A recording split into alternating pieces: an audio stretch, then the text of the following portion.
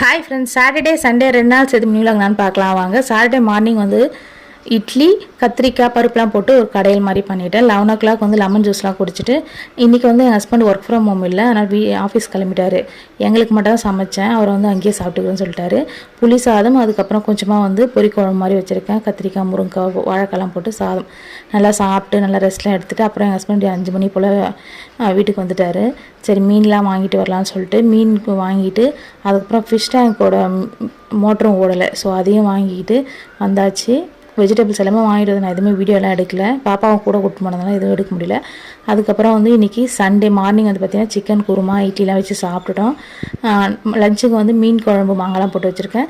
Cook with கோமாளியில் வந்து இர்ஃபான் வந்து ஒரு பெப்பர் சிக்கன் வந்து பண்ணியிருப்பார், செம்ம டேஸ்ட்டாக இருந்தது. நானும் அதே மாதிரி மசாலா ஃப்ரெஷ்ஷாக அரைச்சி போட்டு பண்ணேன், சூப்பராக இருந்தது. அப்புறம் வந்து மாம்பழம் ரசமும் இருக்குது.